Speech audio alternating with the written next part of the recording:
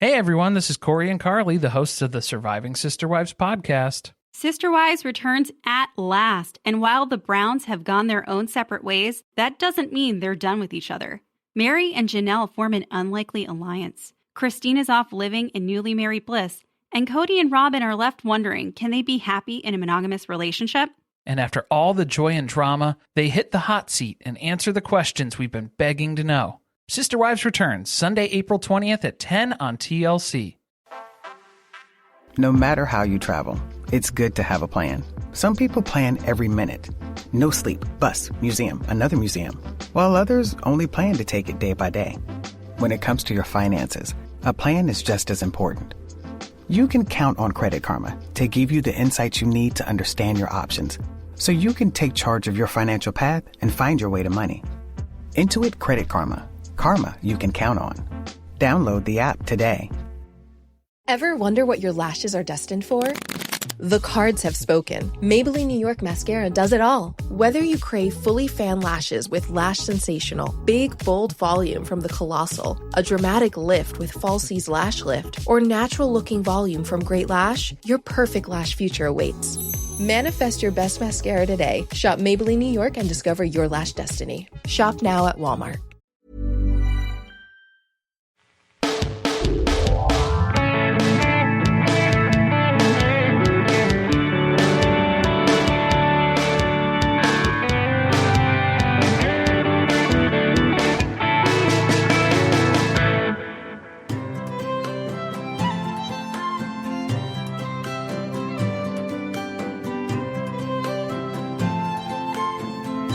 Hi, I'm Christy Schreiber, and we're here to discuss books that have changed the world and have changed us. And I'm Gary Schreiber, and this is the How to Love Lit podcast. This is the third episode in our 5-part series discussing the life of Jonathan Swift, as well as the 4 voyages of his most famous character, Lemuel Gulliver. In episode 1, we discussed primarily Swift's personal life and most important relationships. Swift was first and foremost a Christian minister. He was also a product of the Enlightenment, although not in a way we would think many times. Swift questioned modernism and the capacity of human reason. And science in Swift's day was generally concerned with physics and astronomy, and Swift didn't necessarily view those disciplines as valuable to the betterment of the lives of his parishioners. For Swift, science gives us a false sense of progress, but doesn't necessarily provide a better society or better human conditions or even better humans. And I also want to point out another position of Swift's that is specific to his time period, but worth thinking about today. Swift was very cynical of wealth, and wealth that was earned really divorced or not connected from the land. And the reason for this is when you own land, you take on the responsibilities of land ownership. And this is different from when you build wealth through speculation or trade. And Swift was suspicious of how this would mold the character of the wealthy and what kind of sense of social responsibility that would bring. And it's not the same as living in a place and investing in a place. And he saw wealth made that was not grounded to actual physical land as corrupting and vulgar because it didn't inherently force social responsibilities connected to the space where you yourself occupy or any particular space on this earth. And, on one level, it seems like a dated idea, but honestly, I think it's worth revisiting as we rethink how this book applies to our world. Lots of companies claim to be socially responsible, but the decisions they make in that name, by nature of our world, have nothing to do with where they live, their families and their communities. And I'm not saying Swift is necessarily right, but I'm not saying he's wrong. You're not saying. I'm also saying it's an interesting idea to think about, and one that I think Thomas Jefferson might have some parallel agreement with. You and your bromance with Thomas Jefferson. Well, it is interesting, but getting away from Swift's real world for a minute, let's think about our hero, Lemuel Gulliver, and his fantasy existence. Gulliver, and I will say that's got a lot of R's and V's, which makes it hard for me to say, but Gulliver in Voyage 1 is dropped off in this strange land we call Lilliput by reason of an accident. Maybe we could say it's human carelessness. Either way, it wasn't on purpose. That in itself sets a certain tone of haplessness, maybe even, to the voyage. It's an oopsie from the start.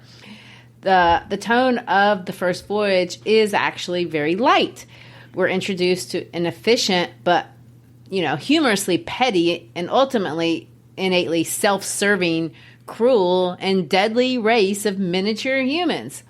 Gulliver isn't really seriously threatened by them, though, until the very end because he's so much bigger than they are. And a point to highlight, but it does color his entire relationship with everyone there. It's nice to be bigger. I wouldn't know, but it seems nice to be bigger. You're innately more powerful. Gulliver is naive for sure, but he's also really full of goodwill the whole time. He wants to help. He's kind. He's gentle. And he's also rather boring. Well, that's true. He is completely unimaginative, and he can't distinguish between details that we should care about versus the ones that he really should skip in telling us about. That also is worth mentioning because it shows us that he really doesn't create hierarchies in his mind, distinguishing between facts that matter and those that don't. And that's a skill you have to socially navigate in any community if you're going to have friends. But he says it's all done in the name of being totally transparent with his reader. Anyway, he ends his first voyage coming home, and when he gets back, we see that he desires all the same things he wanted before he left. He wants to advance in English society. He wants what we all want, right? Upward mobility, better finances. And there's nothing wrong with that. It's what everyone wants. But it's interesting that his interactions with the Lilliputians didn't really create any kind of crisis of conscience. He doesn't seem to have given his experience there much long-term thought. And so, no long-term thought at all, because 2 months later, he wants to leave again. He claims he's restless. And of course, just as we begin Voyage 2, we are hit with that personality trait of Gulliver's, in that he gives us way more information than I want or you want or anyone wants, which is an interesting feature of the writing style. So we set out again in a different direction into the sea, and if I'm following all these directions correctly, we end up in what was at that time an unexplored Northwest Passage today that we might identify as Alaska. But he gets there in the most indirect way imaginable. He stops by the Cape of Good Hope, which is in South Africa, as well as the Straits of Madagascar. He hits Indonesia before eventually landing 2 pages later in the Arctic Ocean by way of the Great Tartary. What a tour that was. And all of this makes him appear to definitely be observant and even intelligent, but at the same time, I don't know, he appears directionless too. He's at the very least uncomplicated and unreflective as a human being. And what is going on with all this circumnavigating the globe for no clear reason? I don't know. Unless the wandering is just a reflection of how many of us do actually navigate our world wandering. I don't know. I'm speculating. What I think is pretty clear, though, is that he is an everyman. He's above average in his intelligence, but in many ways, he's just an average guy, the kind of guy who doesn't have to question a lot of stuff philosophically. Another thing to note is that he does always brag about himself, and increasingly so, to the point that it starts to stand out more and more. It can be actually funny because, it's always funny when people brag, obviously, about themselves, unless it's annoying, and sometimes it can be both. But truly accomplished and great people rarely do that. So to me, if you're overly bragging, it's a sign that, as we say in the South, you ain't all that. I remember I had a student who came up to me one day in class. This might be a tangent, but this is a really great student. He was a great athlete. He's the quarterback of our football team. He had gotten accepted into Vanderbilt. That's a very prestigious college around here. He's a very accomplished student. The problem was he knew it. In fact, he thought he was more accomplished than he actually was. He's still in high school. So one day he comes up to me and he says, "Mrs. Bronner," that was my name at the time, "I learned something about myself yesterday." And I replied, "Really? What did you learn?" And he said, "I learned that I'm amazing at all the sports." And, I said, "You're amazing at all the sports?" And he said, "Yes. After school, I went outside and played tennis, and I was surprised that I was immediately amazing at it. Then I understood. I'm amazing at all of them. And I said, what else could I say? Wow. But, it made me laugh. Poor guy. He is good at sports, but he's not a pro athlete. He's smart, but he's not Einstein. And I don't recall that he played any college sports, even though he was amazing at all sports. No, he didn't. Well, he is a Lemuel Gulliver, slightly accomplished, but really unreflective and unwise. What a character. Exactly. And Swift points out that our skewed perspective of ourselves and our world in both voyages, both 1 and 2, and he does it through physical size as he highlights our perspective as this instrument of satire through size.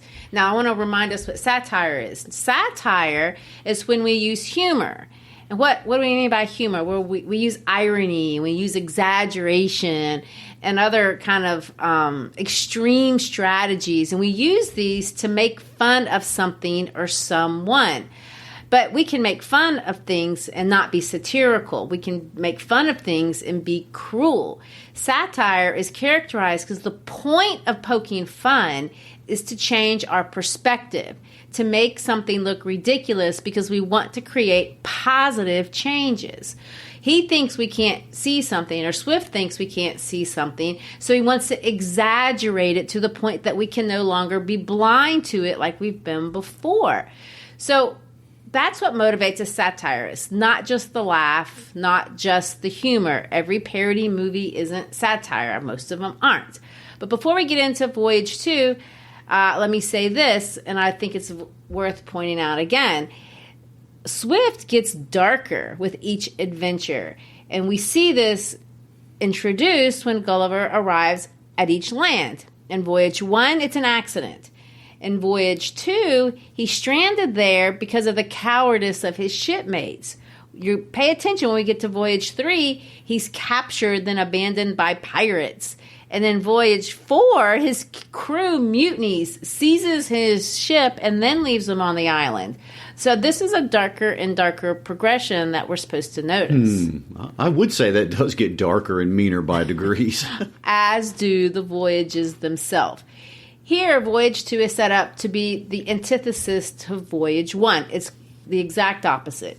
And the irony works on a couple of levels. So there's one way to read this voyage very personally. In what way does my size in the world affect how I look at humans around me, especially those who are smaller than I am? And now, again, we're talking metaphorically.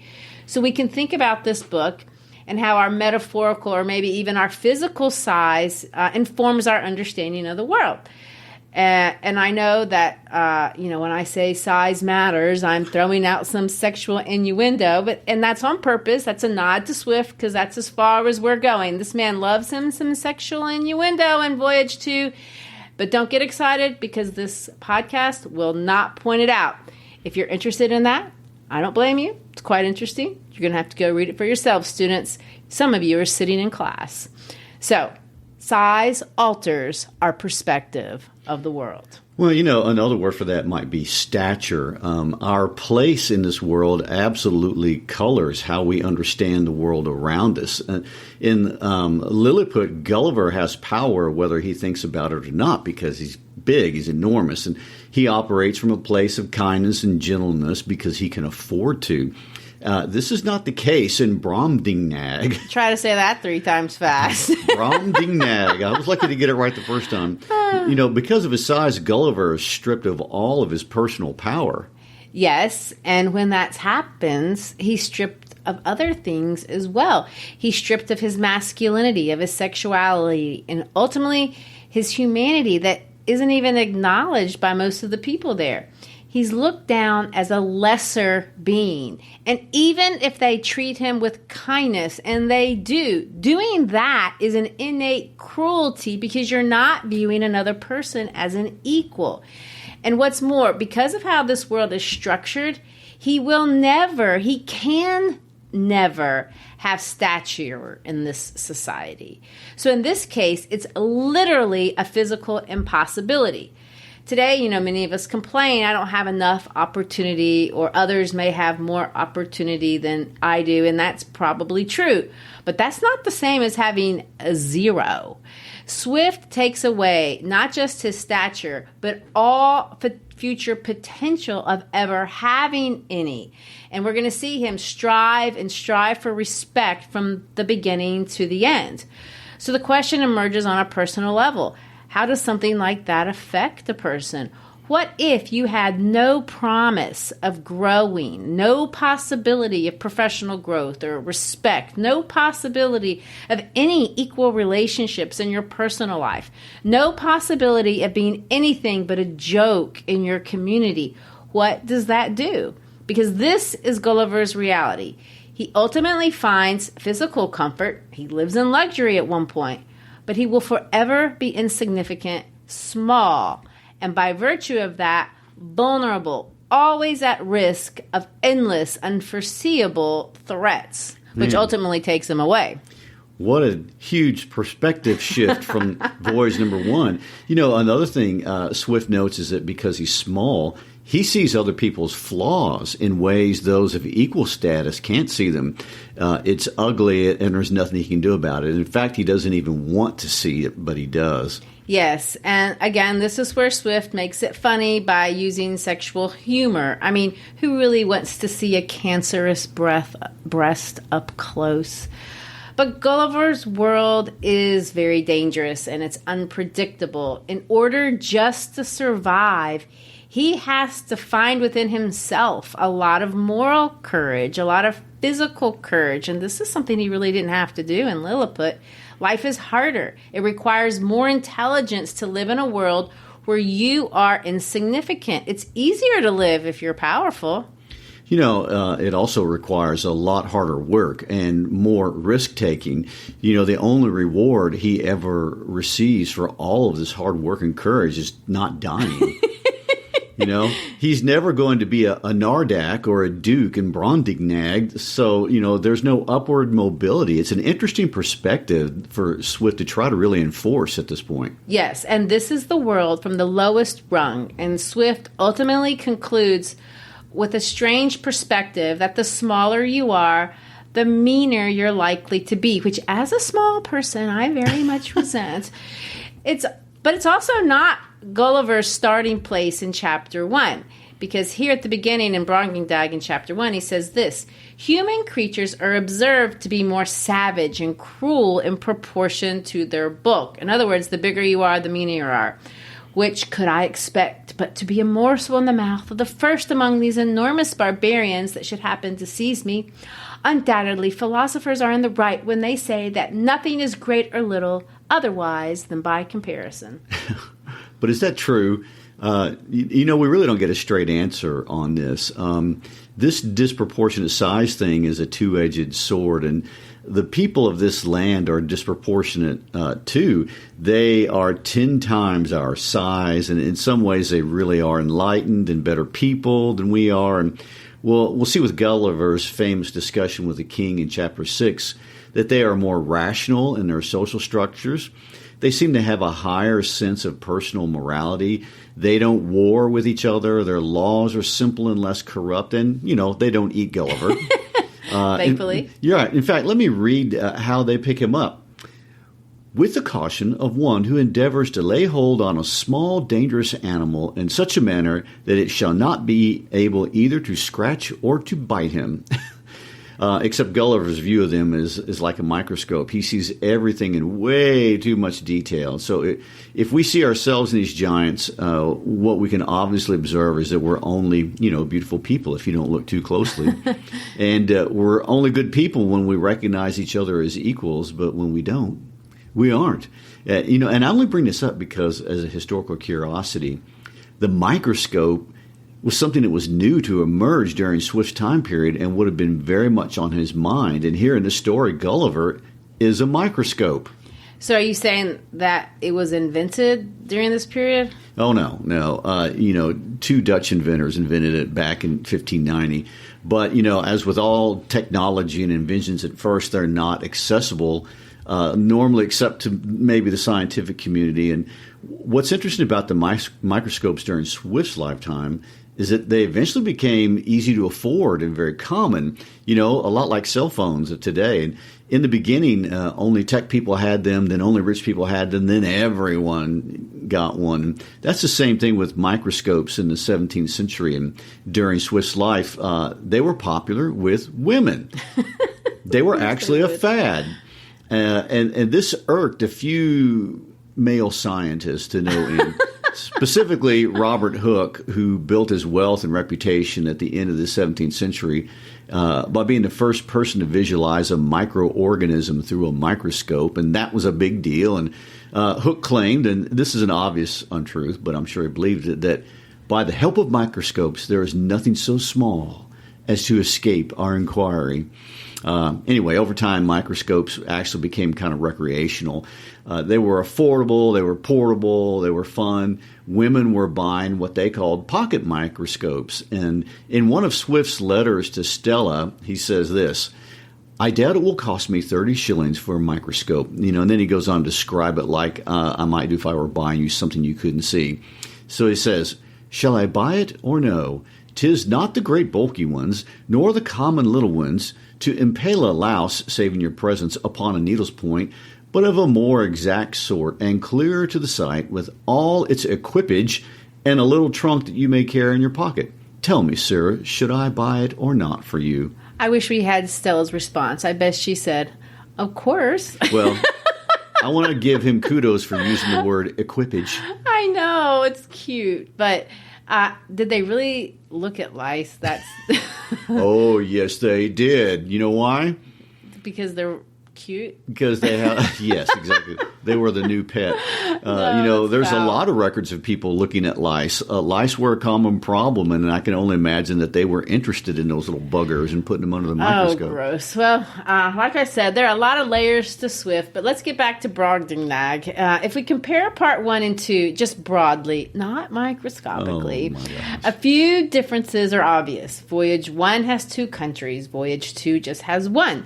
Lilliput has a bad king, and the people are malicious. Brobdingnag has a good king, and the society is much less aggressive. In Voyage 1, Gulliver does stuff. He's powerful.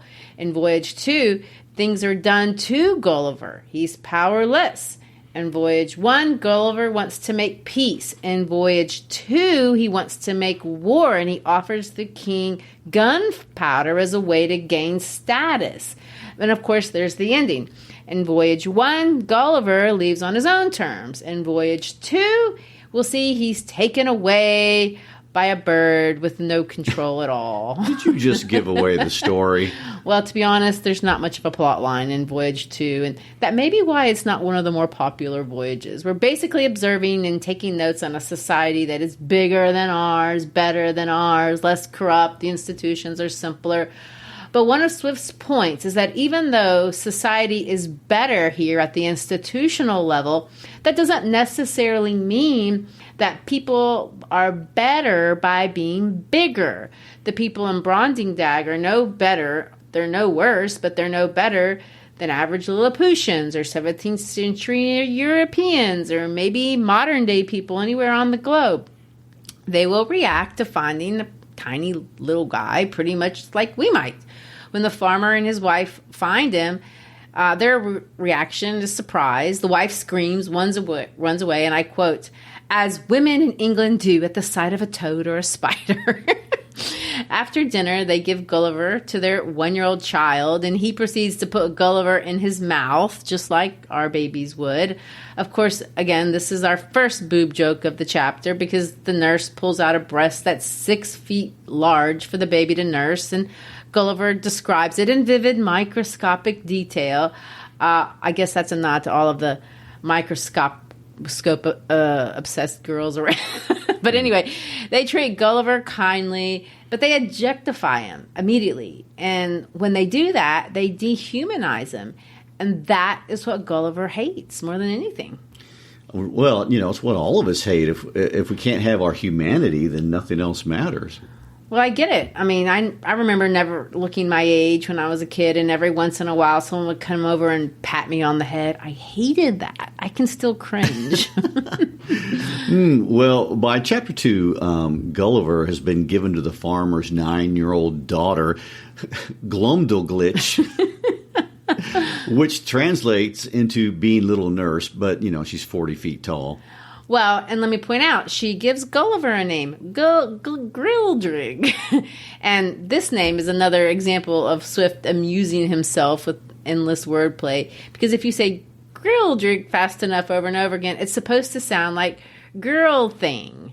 So Gulliver in Voyage 2 is a girl thing. He's a doll. He's a toy. I know we could get into discussion of misogyny in the text, and there's tons of articles that do that, but no. There's no question that Swift for his day holds women in high regard, and that's not the point we want to make. But there's also no question that women in his society were definitely lower than men. So being a girl thing, a grildrig, would not be something any man would ever want. Swift mocks women on equal terms with mocking men, for sure, and I don't know. It's fair play. For Swift, women are not protected species. They're fair game, and we can see this with some of the humor in the text.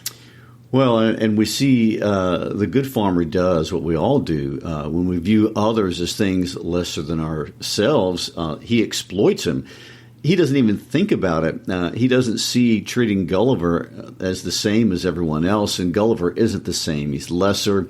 When he realizes people will pay to see him, he takes Gulliver on the road, and Gulliver performs 10 times a day, and everyone loves his act, and Gulliver's learned to talk, and people love that. He's a sensation. In some ways, it kind of reminds me how Elvis Presley's manager treated him, put him on the road until he couldn't do it anymore. Well, yeah, except Elvis loved it. I'm not sure Gulliver's having any fun. Well, true, there is that. And Gulliver works to the point that the farmer thinks he's going to die, and the queen wants to buy him anyway, so Gulliver is sold for 1,000 pieces of gold. Now, let me add, Swift hated slavery in all of its forms, and Gulliver is a slave, even if he's going to be living in a palace and being tended to by a nurse. The queen observed my coldness, and when the farmer was gone out of the apartment, asked me for the reason. I made bold to tell her majesty that I owed no other obligation to my late master than his not dashing out the brains of a poor harmless creature found by chance in his field, which obligation was ample recompense for the gain he had made in showing me through half the kingdom, and the price he now had sold me for, that the life I had since led was laborious enough to kill an animal of 10 times my strength, that my health was much impaired by the continual drudgery of entertaining the rabble every hour of the day, and that if my master had not thought my life in danger, her majesty would not have gotten so cheap a bargain. But as I was out of fear of being ill-treated under the protection of so great and good an empress, the ornament of nature, the darling of the world, the delight of the subjects, the phoenix of the creations, he sounds like a Lilliputian. So I hoped my late master's apprehensions would appear to be groundless, for I already found my spirits to revive by the influence of her most august presence. Well, I want to note that a lot of what we see in these chapters between Gulliver being found and his conversation with the king in chapter 6 is really about personal identity, which I think is a great point of view to take on this. When we get to the chapters with the king, it's blatantly political, but before then there is a lot here about stature and identity, and Gulliver has been totally stripped of his identity and therefore his self-esteem. And you already pointed out that the 1-year-old put him in his mouth, and he's been given to a 9-year-old girl as a toy. Also that he's forced to perform on command, but it goes on and on and on. He's purchased by the queen for her amusement. He's going shopping with the ladies, being carried around in a box from store to store. Also let me add a historical note here, that going to stores is a new thing at this point in history. I mean, the world's transitioning from shopping in outside markets to indoor stores, and women of status could be dropped off at different stores. Oh my. And everyone could watch them go in and out with their purchases, and in this case, with Gulliver, he's an accessory. Gulliver, who fancies himself a worldly and enlightened man of science, isn't just a commodity, but he has to battle rats And then the maids pick up the dead rats with a tong and toss it out a window. He's brained by a walnut thrown by a schoolboy. The queen's dwarf is constantly after him, dropping him into a large bowl of cream where he had to swim for his life. And the flies trouble him and leave their excrement behind, and the wasps steal his cake. And he displays his courage, by attacking them. And he's pummeled by apples, and a dog picks him up in his mouth. And the birds steal his food, but then they ignore him while hunting for worms. And he's almost drowned by a frog. I mean, this is a bad series of events. And, of course, the worst is the monkey who snatches him and holds him as a nurse does. And I quote Swift here. As a nurse doth a child she is going to suckle, I was almost choked with the filthy stuff the monkey crammed down my throat. I mean, the situations are funny and ridiculous, but not to Gulliver. I mean, he hates being a toy, an object. And, so once again, our self-esteem comes from our stature in our community, and Gulliver has 0. So what do you think that means? Well, first, we know it's not healthy, and it results in sadness and depression and anxiety and anger and shame and a whole host of negative emotions. But also know when we are attacked like this, we often will do exactly what Gulliver does. He fights this sense of personal nothingness and humiliation by suppressing the injury and bragging. And that's what we often do. Notice how much he brags on himself. Notice how much he also brags on England. It's not patriotism that's driving his assertions, but it's his own sense of worth. And he's really striving to try to find value. Well, let's loop back to this motif of seeing again. Seeing in the world. It was a big deal in Voyage 1, and it's a big deal here. And as I read from the first chapter already, Gulliver says, nothing is great or little otherwise than by comparison. And the longer Gulliver stays in this land, his perspective naturally of everything is going to skew again, but this time in the opposite direction. He sees himself as smaller than he really is. He compensates by bragging excessively, but that's not how he sees himself. He also compensates by screaming. Here, in order to be heard, he has to scream. But he doesn't stop when he gets picked up by sailors. He can't even tell that he's screaming. His view of the world is skewed because he sees himself so small. And from the outside, it makes him look crazy. Well, indeed. And in real life, it does, too. So that's one way of looking at the voyage, which I think is a very good way, this personal way of looking at our stature. But it's not the only way. And I think Swift had mostly in mind the politics of the second voyage. And it's not about political parties. It's not about rivalries between countries. This time it's about how a governing body treats its own people. Swift makes this crossover in the chapters where Gulliver and the king talk, and they go back and forth talking about the English government. But the crossover culminates when Gulliver offers to give him the secret for gunpowder. This is an interesting use of a satirical technique that we call defamiliarization. In other words, you describe something that's actually familiar, but you defamiliarize it. You make it sound unfamiliar to the point that we can figure it out what it is, but you make it sound ridiculous.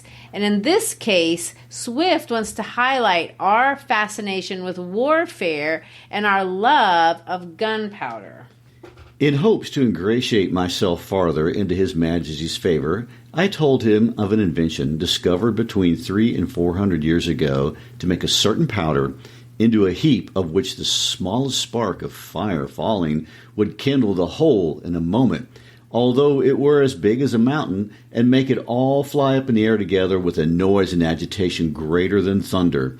That a proper quantity of this powder rammed into a hollow tube of brass or iron, according to its bigness, would drive a ball of iron or lead with such violence and speed that nothing else was able to sustain its force, that the largest balls thus discharged would not only destroy whole ranks of an army at once, but batter the strongest walls to the ground, sink down ships with 1,000 men in each to the bottom of the sea, and when linked together by a chain, would cut through masts and rigging, divide hundreds of bodies in the middle, and lay all those wastes before them, that we often put this powder into large hollow balls of iron and discharge them by an engine into some city we were besieging, which would rip up the pavements, tear the houses to pieces, burst and throw splinters on every side, dashing out the brains of all who came near.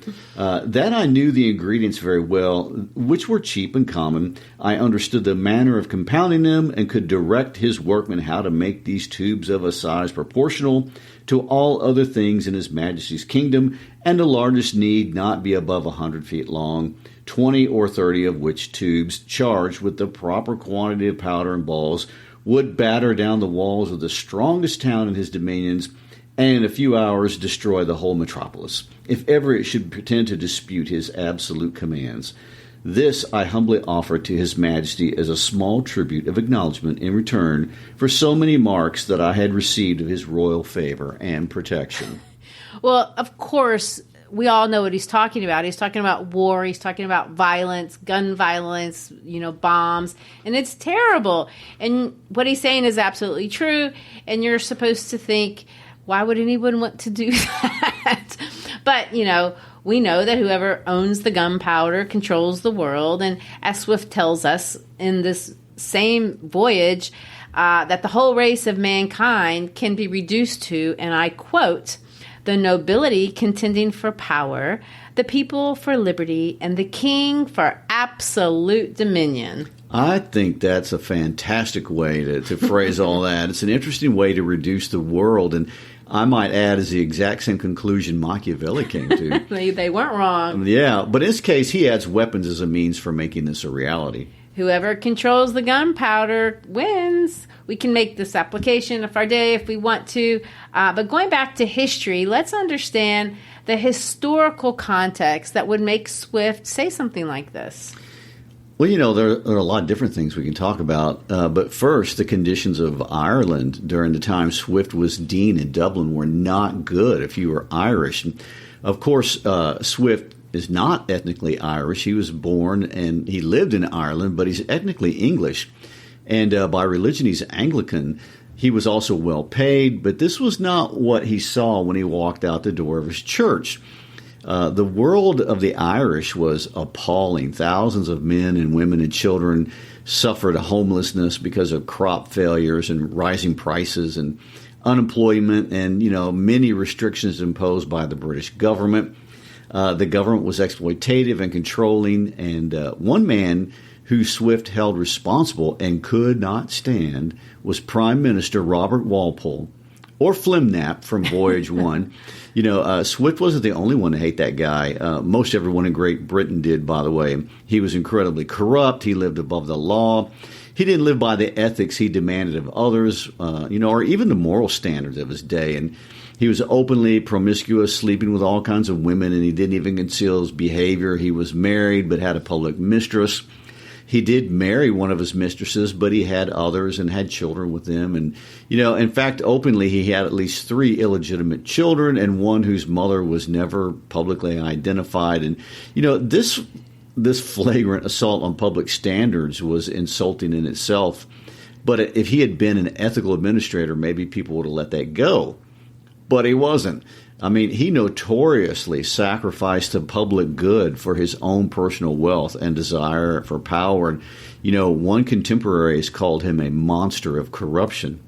Jonathan Swift wrote a poem about him. I want to read it because it's kind of funny. But he says this: with favor and fortune fastidiously blessed, he's loud in a laugh, he's coarse in his jest. A favor and fortune, unmerited vain, a sharper in trifles, a dupe in the main, of virtue and worth by profession a giber, of juries and sentence the bully and briber. And the name of that poem, the character of Sir Robert Walpole. That's pretty personal, don't you think? He's not trying to hide it. No, Swift was about the neglect of the Irish people and the corruption of the Prime Minister. And in Voyage 2, the good and reasonable King of Brobdingnag goes on a tirade about how corrupt England is. And, Swift really cuts loose and pretty much openly attacks Prime Minister Walpole's person as well as his policies. And he's mad about the government's overspending and how that affects the regular people. He's mad about the fraud in the elections. He's mad about Walpole's bribing of the members of Parliament. He's angry about his use of armed forces. Well, if we're going to look at the broad theme here, he sees the governing class manipulating laws that were originally intended to be good, but they use them to do things that are self-serving. They manipulate the originally intent to justify what they want. And one way they can do this is they make the laws so long and convoluted no one can read or understand them. And so one thing that he says there about Brobdingnag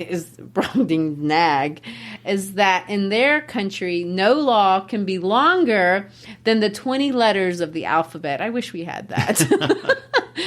Because that's not how most legislators write things. Swift attacked the practice of the long and laborious and confusing laws. And he says, and I quote, "Nature was degenerative in these latter declining ages of the world and can now produce only small abortive births in comparison of those in ancient times."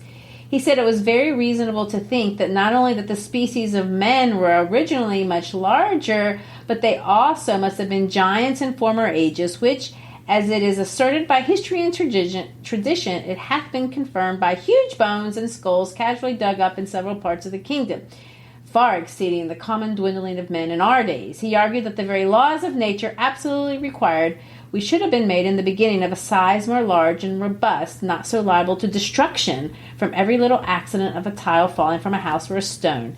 For this way of reasoning, the author drew several moral applications useful in the conduct of life. So, there he goes. He's attacking short people again. Except, obviously, he's being metaphorical. It's metaphorical, and the king's conclusions are really Swift's conclusions on the state of affairs in his own home country. Yeah, I think this is the passage that everybody knows from section 2. This is the end of his conclusions.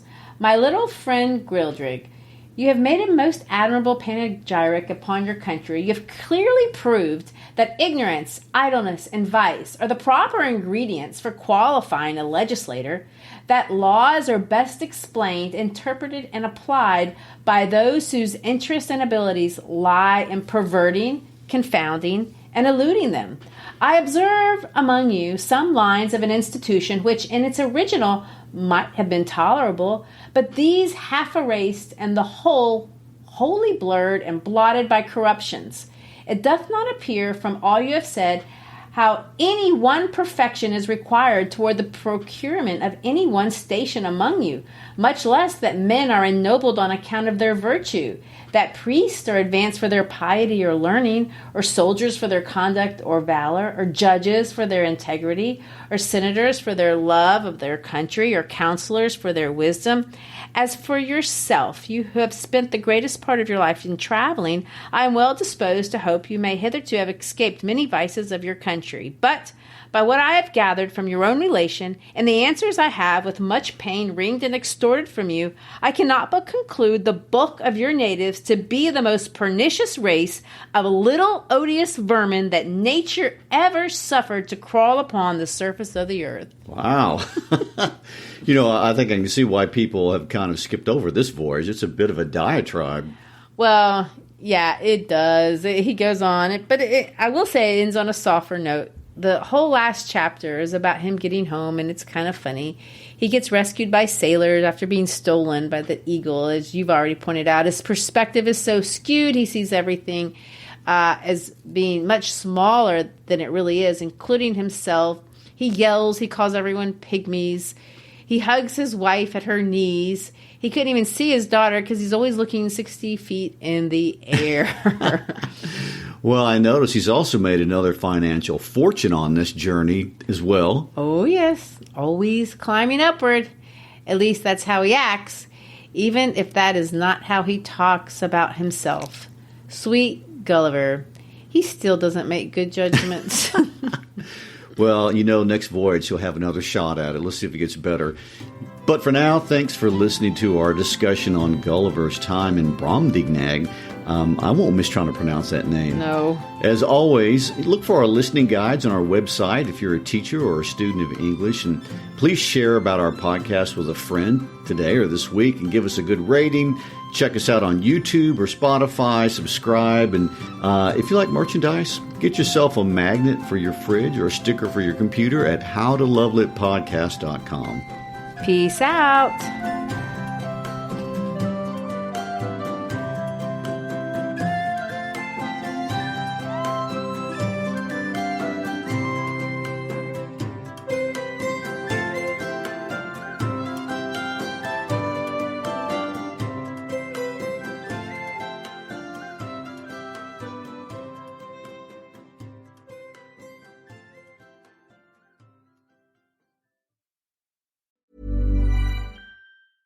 Hey everyone, this is Corey and Carly, the hosts of the Surviving Sister Wives podcast. Sister Wives returns at last, and while the Browns have gone their own separate ways, that doesn't mean they're done with each other. Mary and Janelle form an unlikely alliance. Christine is off living in newly married bliss, and Cody and Robin are left wondering, can they be happy in a monogamous relationship? And after all the joy and drama, they hit the hot seat and answer the questions we've been begging to know. Sister Wives returns Sunday, April 20th at 10 on TLC. This episode is brought to you by Progressive Insurance. Do you ever think about switching insurance companies to see if you could save some cash? Progressive makes it easy to see if you could save when you bundle your home and auto policies. Try it at Progressive.com. Progressive Casualty Insurance Company and Affiliates. Potential savings will vary, not available in all states. Ever wonder what your lashes are destined for? The cards have spoken. Maybelline New York Mascara does it all. Whether you crave fully fan lashes with Lash Sensational, big, bold volume from the Colossal, a dramatic lift with Falsies Lash Lift, or natural-looking volume from Great Lash, your perfect lash future awaits. Manifest your best mascara today. Shop Maybelline New York and discover your lash destiny. Shop now at Walmart.